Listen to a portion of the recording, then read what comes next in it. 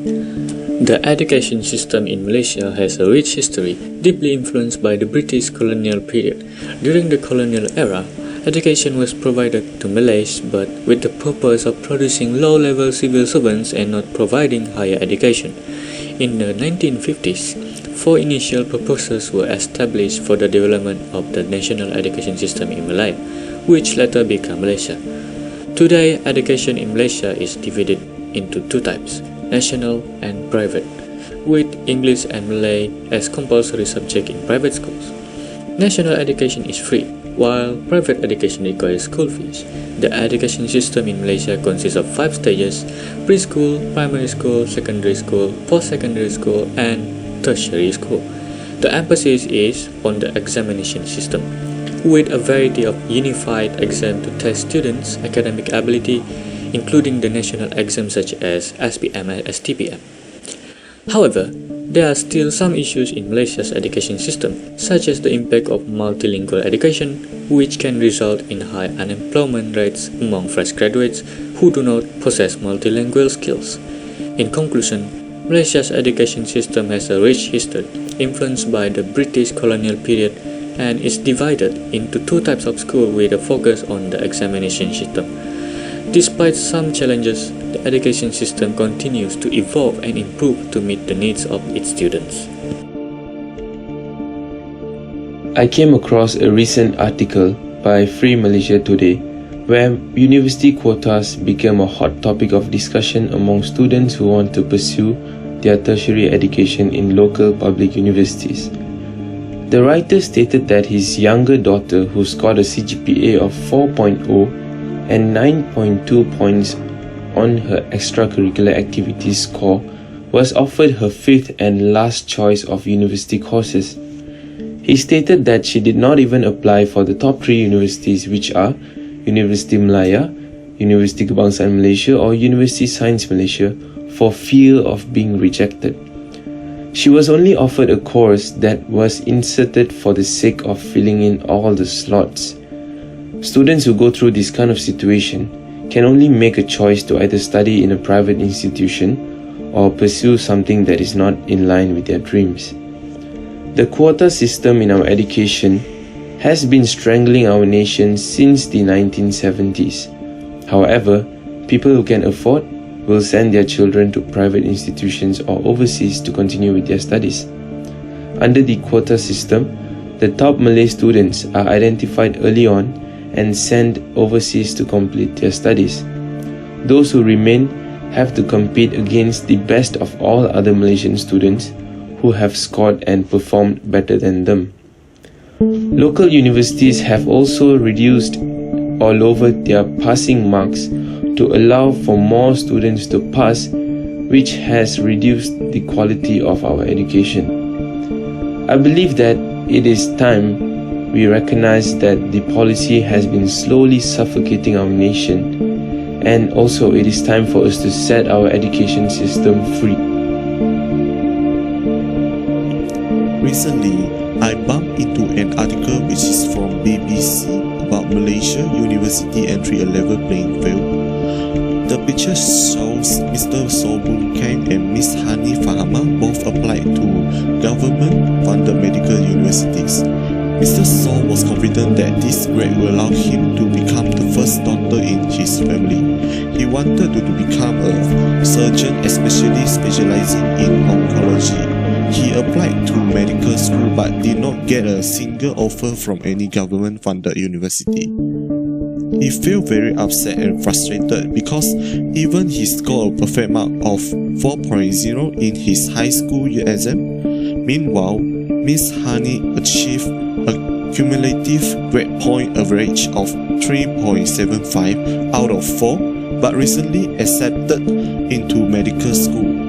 She comes from the country's Malay majority, also known as Bumiputra. Some of her non-Bumiputra friends who score higher marks did not get into government-funded universities. Now, this is where it starts to look unfair or something broken. Malaysia is made of 60% Bumiputras, 23% of ethnic Chinese, and 7% ethnic Indians, and with the remainder made of other races. But Bumiputras traditionally lag behind in education and business under national policies. They get cheaper housing, priority in government jobs and business license. In fact, there are many other reasons for what is happening now. I think it's time to improve our education so that more students can get into universities. The quota system in Malaysia's public institutions has been a controversial issue for many years. This system reserves a certain number of places for specific ethnic groups in order to promote diversity and equality in education and employment. However, many argue that the quota system can also create a sense of entitlement among certain groups and discourage merit-based selection. In addition, some argue that the system is not effective in addressing the root causes of ethnic inequality. To overcome these challenges, it is important to focus on improving access to quality education and job training programs for all individuals, regardless of their ethnicity. This will help to level the playing field and create a more merit-based system. In addition, public institutions can work to address unconscious bias and discrimination in the hiring and admissions process. This can be done through diversity and sensitivity training for staff, as well as implementing fair and transparent selection criteria. Finally, it is important to have open and honest discussions about the quota system and its impact, and to gather feedback from all stakeholders to inform future policy decisions. By working together, we can create a more inclusive and equal society for all Malaysians. In my opinion, the burden is definitely on the government because firstly they have been voted for, and secondly I think they are the most powerful organization. Then the burden is on them. However, it's going to be an uphill task for them because obviously the privileged citizens are not going to let go their privilege easily, because I think this has been going on for donkey years, and yeah, but there should be a solution, because I strongly believe that equal education would definitely help for a better Malaysia. Undoubtedly, although multilingual education is the largest advantage for Malaysia's education, the Ministry of Education emphasized the importance of Malay language, which is official language in Malaysia, and the Islam education. Even the Malaysian students in the university or tertiary education still indoctrinated the subjects like Tamadun Islam dan Tamadun Asia.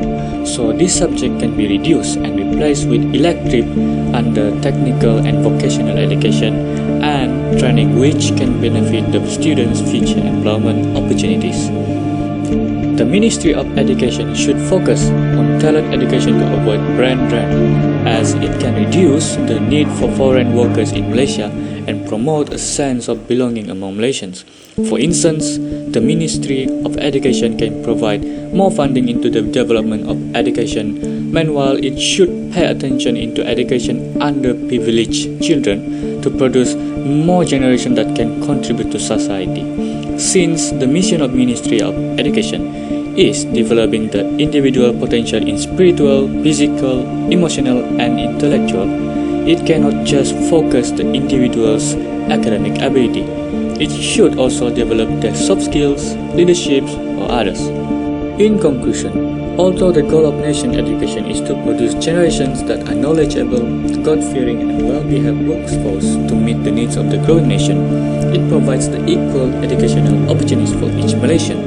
The primary education and secondary education are free in national school. However, unfair treatment still exists in higher education.